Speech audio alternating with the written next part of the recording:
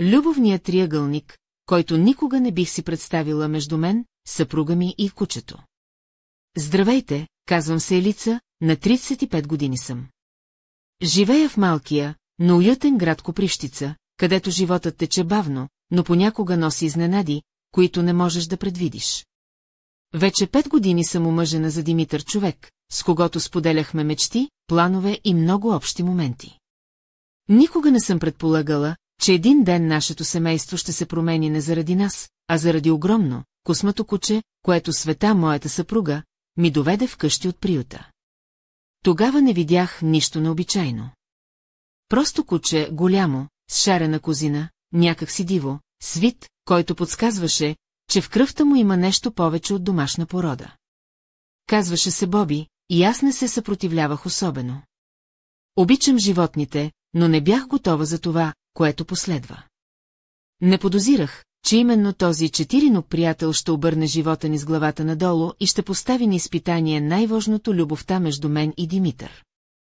Първоначално нещата бяха нормални, повече грижа за храната, разходки, козина по дивана и на пода. Мислех, че това е временен период, че ще свикнем, че всичко ще се върне към нормалното. Но постепенно започнах да забелязвам нещо странно, ролята ми в нашето семейство сякаш се промени. Светлана винаги обичала животните, но връзката й с Боби беше нещо специално, почти необяснимо. Тя разговаряше с него по начин, който не беше просто «добро момче» или «дай лапа». Техните разговори изглеждаха истински, дълбоки и топли, сякаш поделяха тайни, които аз никога не разбирах. Боби гледаше Света с очи, пълни с разбиране и мъдрост, а тя се смееше, докато той й ближеше ръката.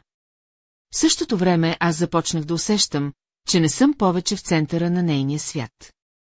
Прибирайки се вкъщи, не бях посрещната с усмивка или въпрос, как мина деня ти, а с обятията и грижите, които тя даряваше на кучето. Аз столях на прага, чувствувайки се като чужда в собствения си дом. Започнах да шегувам, за да скрия неудобството си и първо леко, после посилно, дори с ирония. Може би и аз трябва да си поръсна опашка, за да забелязваш, Света, казвах, а тя се смееше, но не като преди, а по-скоро с дистанция, сякаш моите думи не я достигат. Първите ми шеги бяха забавни и безобидни, но когато преминаха в посериозни намеци, че може би тя обича повече Боби, отколкото мен, усетих промяна в нея. Тя спря да се смее и ме погледна така, че ми стана неудобно. Сякаш нямах право да задавам въпроси, които тя не искаше да чуе. Тогава започнах да забелязвам още едно нещо, че през нощта Света понякога не спи до мен. Откриваха в хола, свита на кълбо на килима, а до нея беше Боби разтегнат и спокоен. Казах и, Света, това вече не е нормално. Тя ме погледна с очи, пълни с нещо, което не можех да опиша, не беше яд, нито гняв, а нещо като съжаление. Той е само куче, спри да драматизираш, каза ми тихо. Но аз вече не можех да спра. Виждах как тя го гали с нежност, как прекарва повече време с него, отколкото с мен, и как споделя с него неща, които не ми казва. Чувствах се изместена, излишна. Забелязах и нещо още по-странно, как Боби ме гледа. Да, знам колко абсурдно звучи, но той ме гледаше с предизвикателство и присмех. Като че ли знаеше, че съм ревнив и това го забавляваше. Опитах се да го изгоня от спалнята, хванах го за каишката и казах, вън. Той не ръмжа, не се съпротивляваше. Просто ме гледаше с онези антарни очи, които сякаш ме предупредиха, че не бих трябвало да го правя. За миг ми мина мисълта, че може и да ме нарани, и пуснах каишката. На следващия ден попитах Света направо, разбираш ли, че поставяш това куче над мен? Тя ме погледна като лут и отвърна, шегуваш ли се? Ревнуваш от куче, и наистина, бях на ръба да призная, че да, ревнувам от това животно, но думите заседнаха в гърлото ми, защото звучаха безумно. Един ден всичко избухна. Върнах се вкъщи порано и застинах на прага. Света беше седнала на пода, а Боби стоеше пред нея. Тя го гали, целуваше го по муцунката и прошепна, обичам те, бях шокиран. Света скочи като подпалена, сякаш я бях изловил в нещо неприлично. Не разбираш, извика, но вече не исках да слушам. Знаех, че имам избор да изгоня Боби или да загубя жена си. Само че се чудех дали вече не съм загубил и двете. Стоях на прага, сърцето ми биеше в гърлото. Света ме гледаше така, сякаш съм нарушител в нейния свят, свят, в който вече нямам място. Не разбираш, повтори, но гласът ти трепереше. Направих крачка напред, а Боби застана между нас, не ръмжа, не се заби, просто беше стена между мен и нея. Моята жена, моята Света. Тя стисна ръце в умруци и каза, сам се напрягаш. Това е просто куче. Обичам го, защото винаги е до мен, фирках и си помислих. А аз ли не съм? Света захапа устни, сякаш искаше да каже нещо, но млъкна и погледна Боби, сякаш търсеше одобрението му. Седнах на дивана, уморена, прекарах ръка през лицето си и казах, просто кажи честно, обичаш ли го повече от мен? Мълчание, тежко, лепкаво, като дъвка, залепнала за подметка. Накрая тя тихо прошепна, не знам, това, не знам беше поболезнено от всяко, да. Вдигнах се бавно. В гърдите ми настана възъл не от ярост, а от болка, разочарование и страх. Кимнах си. Значи така. Трябва да тръгна. Взех якето и ключовете, но не бързах. Чаках. Щеше ли да ме спре, да ми каже нещо? Но тя замълча. Когато затворих зад себе си вратата, не чух стъпките й. Само тежкото дишане на Боби и тихия му шепот. Всичко е наред, момче мое. Всичко е наред. Излязох навън, поех студения въздух и осъзнах, че нямам посока. Къде да отида? При приятели, в кръчмата, в хотел? Запалих колата и потеглих без цел. Всичко в мен се свиваше в болен възъл. В един момент разбрах, че се връщам. Спрях пред къщата, но не влязох. Седях в колата и гледах светлината в нашия апартамент. Тя дори не опита да ме догони. Гневът се надигна в мен. Слязох, изкачих стъпалата и бутнах вратата. Света седеше на пода в хола, гушнала Боби. Видя ме, но не се изненада. Само въздъхна уморено. Какво искаш, Елице? Искам да разбера какво се случва тук. Тя затвори очи, сякаш се събираше с мислите си. Вече не ме обичаш? Попитах направо. Тя ме погледна, като да съм задал глупав въпрос. Обичам. Тогава защо се чувствам, че си поблизка с това куче, отколкото с мен? Защото той не ме наранява, Елице, изстреля тя с гняв глас. Останах без думи. Ти, спрошепнах. Ти постоянно ме притискаш. Шегите ти ме карат да плача. Ревнуваш ме от всичко, дори от кучето. Разбираш ли колко безумно звучи това? Отворих уста, но не излезе нищо. Боби просто ме обича. Той не очаква нищо, не ме съди, не се ядосва. Той просто е. И до него чувствам себе си. Гледаха и разбрах, че съм изпуснала нещо важно не за кучето, а за нас. За това как се отдалечихме, как спря да ме слуша, как тя намери топлина там, където не я получаваше от мен. Преглътнах. Значи това е краят. Света не отговори веднага. Погледна Боби, погали гърба му и тихо каза, не знам, Елице, но аз разбрах, че отдавна сме се изгубили. Гърлото ми пресъхна. Кимнах и се обърнах. Тръгнах. Този път завинаги. Отидох в нощта, чувствайки, че ми липсва въздух. Всичко беше свършено. И не беше изненада, а неизбежност. Отново седнах в колата, но не палех двигателя. Просто гледах в нищото, опитвайки се да осъзнае случилото се. Отдавна сме се изгубили, тези думи горяха като вряща вода. Спомних си как бяхме неразделни, как заспивахме прегърнати, как мечтаехме за бъдещето. Кога се обърка всичко? Помислих, че е заради онова куче, но не, Боби беше само симптом. Изведнъж видях движение на входа. Света излезе бавно в домашната си рокля, с мислещо изражение. Дали се надяваше още да съм там? Погледна колата, но не се приближи. Застана няколко секунди, после просто тръгна. Гледах как изчезва в нощта жената, която някога беше целият ми свят. И за първи път разбрах, това наистина е краят.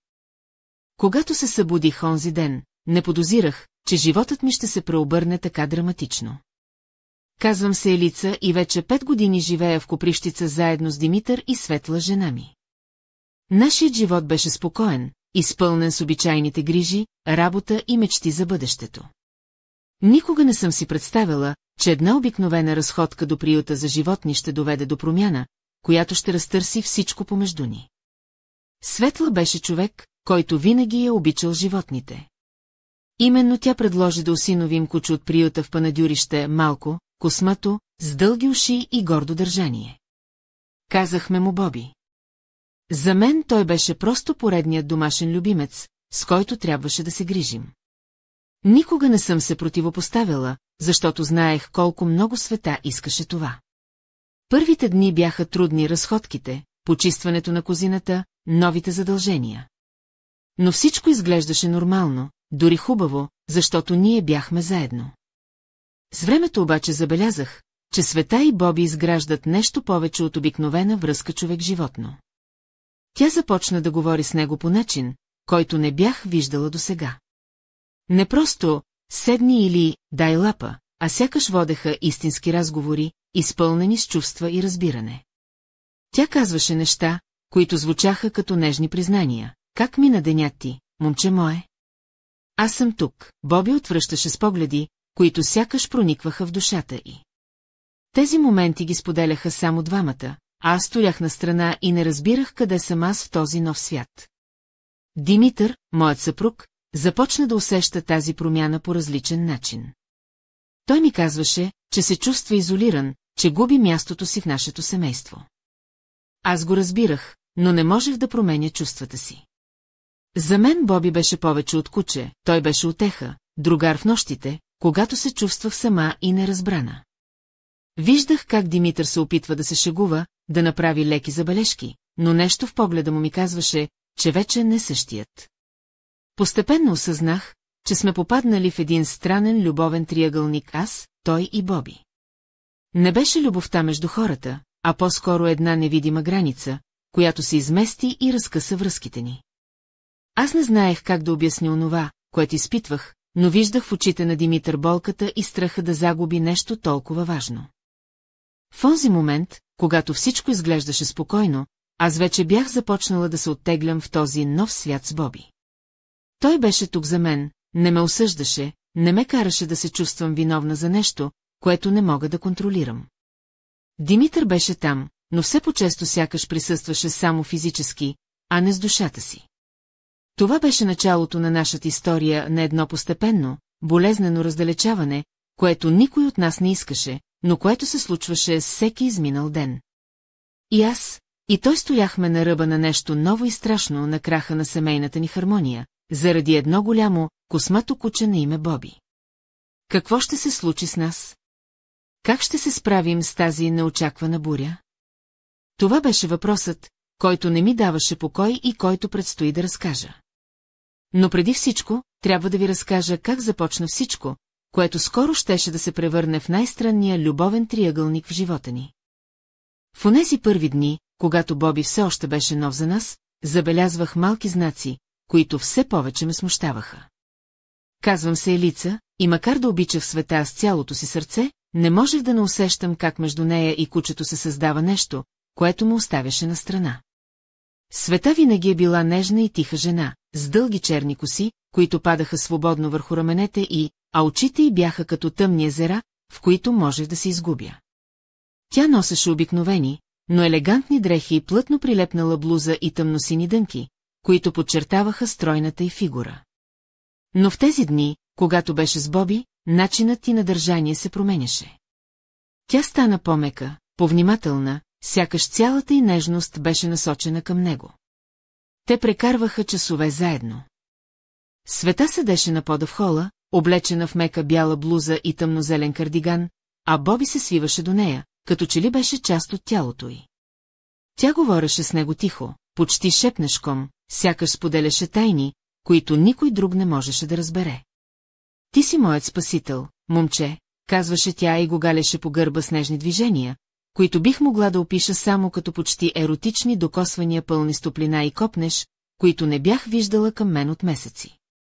Понякога, когато се прибирах от работа, ме посрещаше не с усмивка или целувка, а с тихи шепоти и прегръдки, предназначени за Боби. Света падаше на колене пред него, прегръщаше го и го галила по ушите с такава отдаденост, че ме пробождаше в сърцето. Опитвах се да се шегувам първо леко, после с нарастваща горчивина. Може би и аз трябва да си купя каишка, за да ме забелязваш, казвах, а тя се усмихваше, но усмивката и не достигаше до очите й. С времето шегите ми станаха по-остри. Спиш ли с него, Света? Попитаха веднъж, когато видях, че нощем не е до мен, а в хола, сгушена в кучето. Тогава гласът ти се промени, вече не беше весел, а студен и отдалечен. Тя ме погледна така, сякаш съм казала нещо ужасно, и ми отговори с тишина, която беше по-болезнена от всяка дума. Започнах да забелязвам и как Боби ме гледа. Да, знам колко странно звучи, но аз не съм луда. Този голям, космат звяр имаше поглед, който предизвикваше и ме провокираше. Янтарните му очи сякаш ми казваха, ти си тук само наблюдател, но аз съм този, който контролира всичко. Когато веднъж опитах да го изгоня от спалнята, държейки го за каишката и казах, вън, той не се съпротивляваше, само ме гледаше с предизвикателство. В този момент една мисъл проблясна съзнанието ми, този звяр може да ми причини нещо, пуснах го и се отдръпнах, изплашен и объркан. Това беше началото на края. Започнах да усещам как любовта между мен и Света се разтваря, а между нея и Боби расте нещо, което не можех да разбера и приемам. Все по-често се чувствах като чужда в собствения си дом, а най-страшното бе, че Света сякаш не забелязваше това, или по-лошо не искаше да го признае. Така започна нашата история, изпълнена с напрежение, ревност и болка. История, която никога не съм искала да преживея, но която ме научи колко крехки могат да бъдат човешките отношения, когато в тях се намеси нещо неочаквано и загадъчно. Какво ще стане след това? Ще успеем ли да спасим това, което имаме? Или Боби наистина ще стане причина да изгубя човека, когото обичам? Това предстои да разберете. В онзи ден, когато всичко започна да се променя, бях изтощена и объркана. Казвам се Елица и въпреки, че обича Света, усещах как нещо между нас се къса. Когато се прибрах вкъщи порано, останах застинала на прага. Света седеше на пода в хола, облечена в мека, кремава блуза и тъмни панталони, а до нея лежеше Боби голямото, космато куче с умни янтарни очи. Тя го гали нежно, целуваше го по муцунката и му шепнеше думи, които не бяха предназначени за мен. Обичам те, прошепна тя, а аз усетих как сърцето ми се разтоптя хаотично. Не знаех дали това беше към мен или към Боби. Не можех да повярвам, че тази сцена се случва в собствения ми дом. Света скочи внезапно, сякаш бяха изловила в някаква тайна. Очите й бяха широко отворени, а в гласа ти се усещаше паника. Не разбираш. Това не е, както си мислиш. Но аз не исках да чуя оправдания. Сърцето ми беше разбито, а умът ми пълен с въпроси, на които не исках да знам отговорите. В този момент разбрах, че съм изправена пред избор да изгоня Боби или да загубя Света. Но се питах дали вече не съм загубила и двете. Стоях на прага, чувствайки как сърцето ми бие като барабан в гърдите ми. Света ме гледаше така, сякаш аз съм нарушител в нейния свят, света, в който Боби беше станал центърът. Не разбираш, повтори тя, но гласът ти беше треперещ, неуверен. Стъпих напред, и в този миг Боби се изправи между нас. Той не ръмжа, нито се заби, просто се превърна в стена между мен и нея, като защитник, който пази своята господарка. Света стисна ръце в умруци и каза с горчивина, сам си го създаваш. Това е просто куче. Обичам го, защото той винаги е до мен. Изпуснах въздух и мислено си казах, аз ли не съм тук? Тя захапа устните си и за миг замлъкна, после погледна към Боби, сякаш очакваше от него потвърждение. Тогава седнах на дивана, уморена и прекарах ръка през лицето си. Кажи ми честно, обичаш ли го повече от мен? Попитах тихо. Тишината, която последва, беше ужасна, тежка и лепкава, като гъста мъгла, която се спуска над нас. Накрая тя тихо отговори, не знам, това, не знам беше поболезнено от всяко категорично, да. Вдигнах се бавно, чувствайки как нещо се къса вътре в мен. Не беше ярост, а дълбока, болезнена рана с месица от страх, разочарование и безпомощност.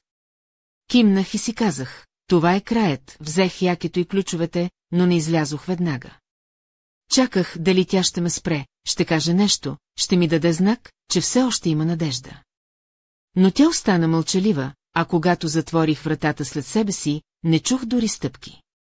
Само тежкото дишане на Боби и тихия му шепот. Всичко е наред, момче мое. Всичко е наред. Излязох навън и поех студения въздух на вечерта. Усетих как всичко вътре в мен се свива в черна дупка. Не знаех къде да отида, какво да правя. Влязох в колата и запалих двигателя, но потеглих без посока, просто исках да избягам от всичко. Докато карах по празните улици на Копривщица, в главата ми пулсираше само един въпрос. Как, по дяволите, стигнахме до тук?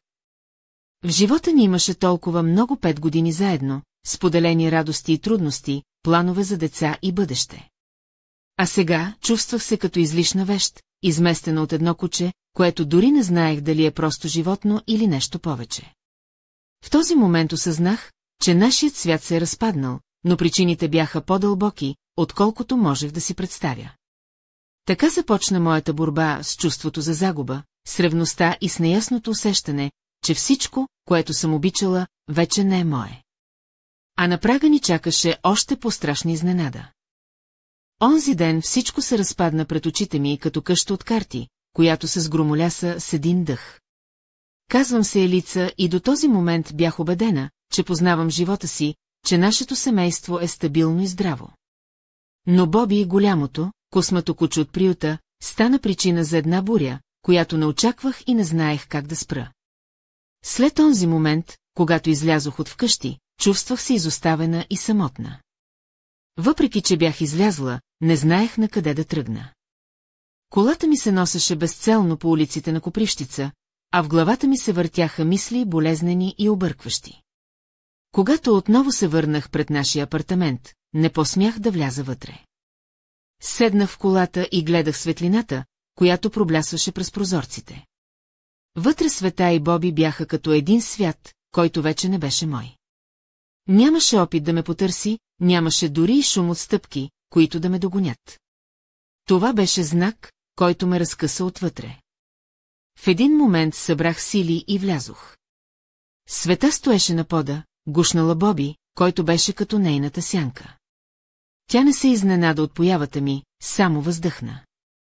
Облечена беше в сива памучна тениска и панталони, удобни, но без старание, като че ли беше изгубила желанието да се грижи за себе си. Какво искаш, Елица? Попитаме с уморен глас, който не скриваше разочарование. Аз отговорих с въпрос, който тежеше като камък в гърдите ми. Какво се случва с нас?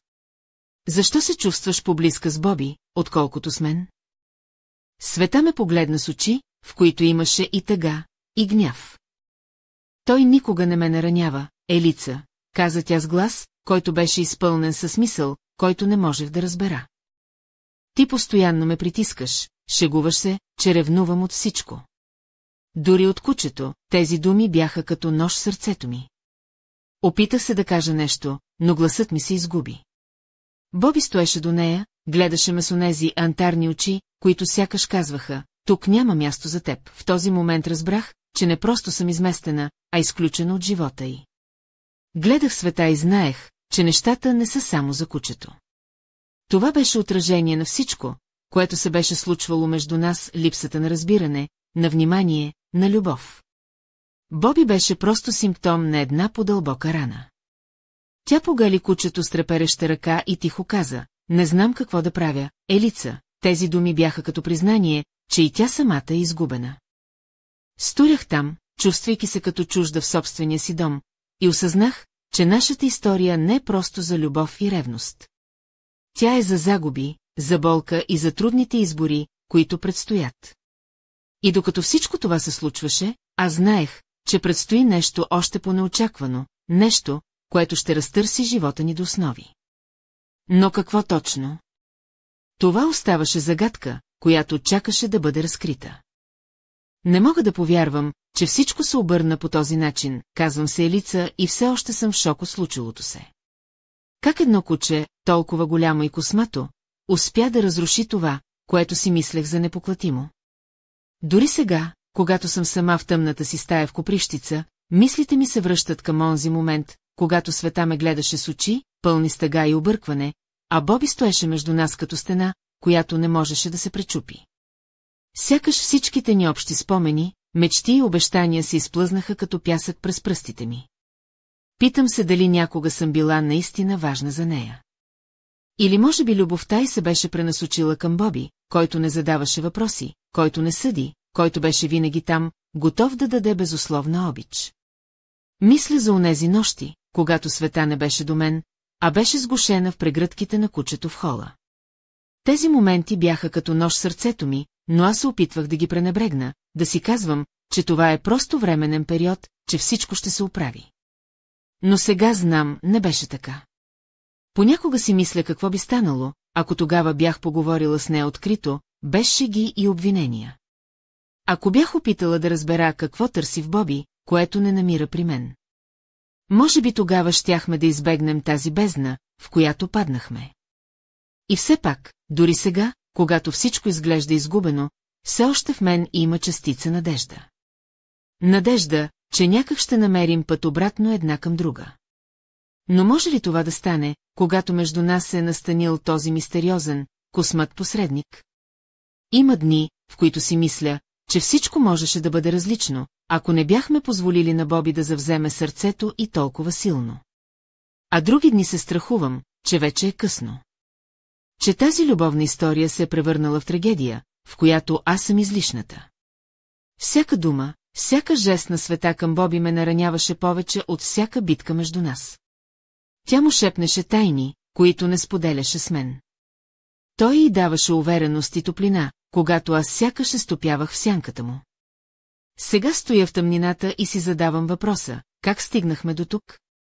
Какво пропуснах? И най-важното, има ли начин да върна това, което изгубих? Тази мисъл ме гложди и ме кара да вярвам, че тази история няма да завърши тук. Нещо още по-шокиращо предстои да се случи. Нещо, което ще промени всичко, което мислим, че знаем за нас и за Боби. Но дали съм готова да го приема? Това е въпросът, на който отговорът все още ми обягва. Онзи следобед, когато мислех, че най-лошото е зад гърба ми, животът ми поднесе шок, който не очаквах никога да видя. Казвам се Елица и вярвах, че сме на прага на края, на разделяне, на загуба. Но тогава се случи нещо, което обърна всичко с главата надолу и ме накара да се замисля дали всъщност познавам света и Боби толкова добре, колкото си мислех. Върнах се вкъщи, за да взема някои вещи, които бях забравила. Вратата беше отключена, а в хола цареше странна тишина. Света не беше там, а Боби лежеше на дивана, гледайки ме с онези умни, почти човешки очи. Приближих се бавно, а той стана и тръгна към вратата, сякаш ме канеше да вляза. Тогава чух тихи стъпки от коридора и видях Света. Но тя не беше сама. До нея стоеше мъж непознат за мен, висок, с тъмни очи и усмивка, която не успях да разчета. Те изглеждаха като двойка, спокойни и близки, а Боби се въртеше около тях с радост, като че ли ги познаваше от години. Кой е той? Изкръщах, без да мога да спра глас си. Света се обърна към мен и в нейния поглед имаше нещо непознато, не страх, не вина, а спокойствие и дори решителност.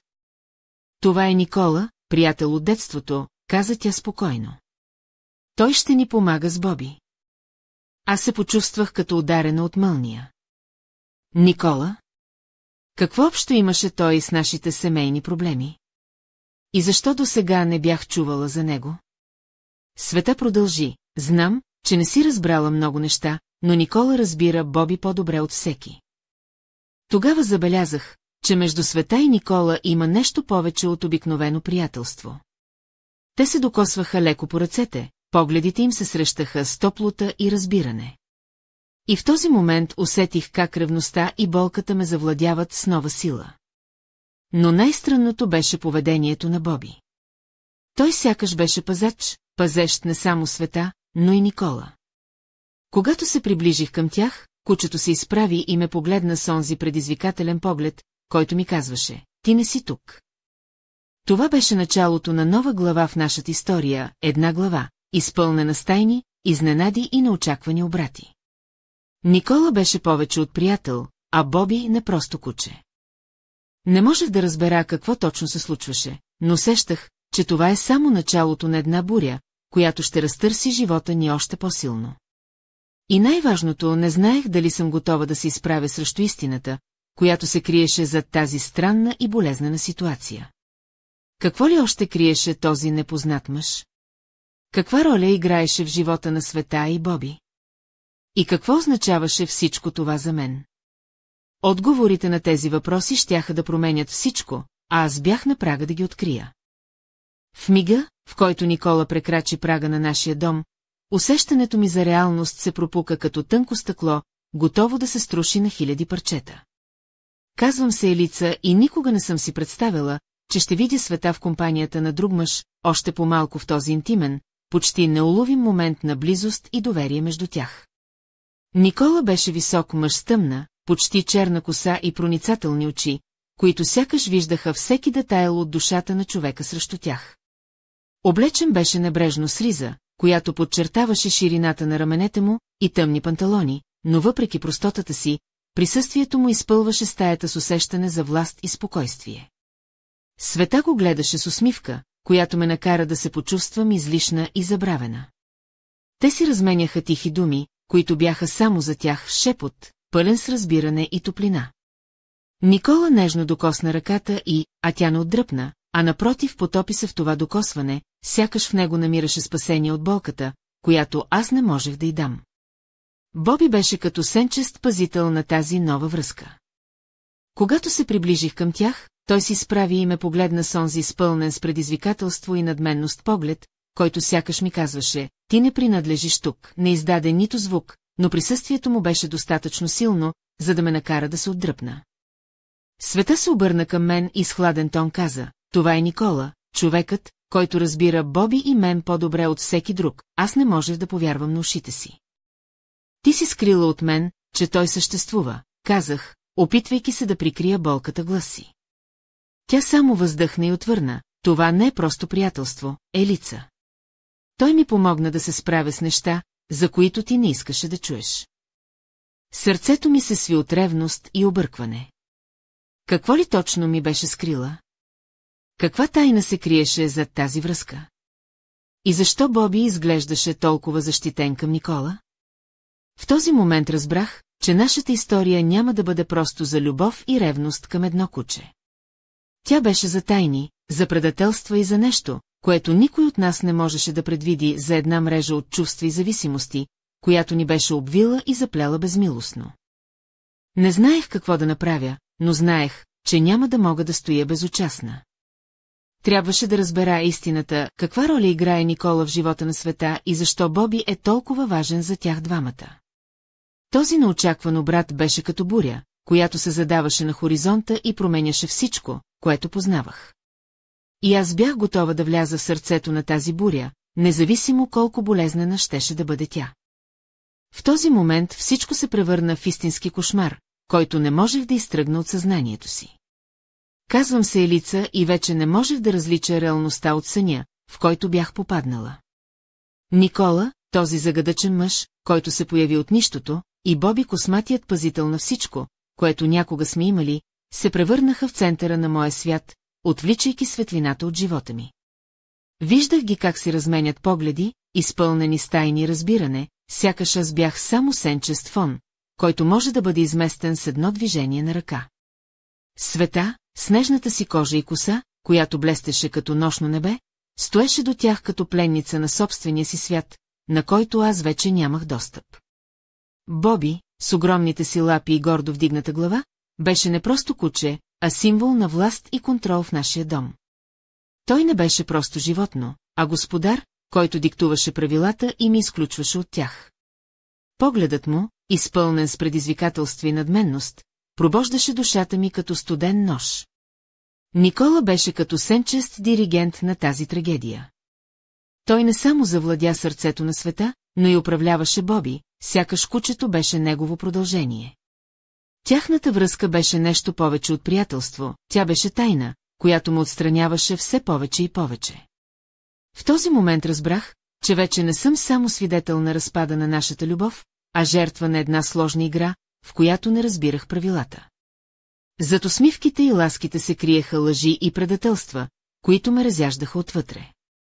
Сърцето ми се разкъсваше между желанието да се боря и страха да не загубя всичко завинаги. Всички усилия да върна близостта със света изглеждаха безполезни пред тази невидима стена, която Никола и Боби изградиха между нас. Тази буря достигна своя връх, момент на пълно отчаяние и безсилие. Бях на ръба да се пречукя, но в същото време осъзнавах, че трябва да намеря сили да се изправя и да търся път към разковничето на тази загадка. Какво представляваше тази странна връзка между света, Никола и Боби? Каква тайна криеха те, която ме изключваше от собствения ми живот? Отговорите на тези въпроси можеха да ме освободят или да ме погубят завинаги. Именно в този момент осъзнах, че битката тепърва започва, а истината е поблизо, отколкото си мислех. Но също така знаех, че когато тя излезе наяве, нищо вече няма да бъде същото. Стоях в тъмнината на нашия хол, обгърната от тежестта на случващото се, и усещах как въздухът в гърдите ми става все по-оскъден. Казвам се Елица и в този момент разбрах, че животът ми се е превърнал в безкрайна борба между любовта, ревността и тайните, които разрушаваха всичко, което някога сме имали. Света стоеше до мен, но сякаш беше далеч, потънала в свят, в който аз вече нямам място. Тя погледна Боби, косматия пазител на нашата разпадаща се връзка, и в този поглед имаше нещо непонятно за мен, някаква таинствена и болезнена привързаност, която ми изключваше от нейния свят.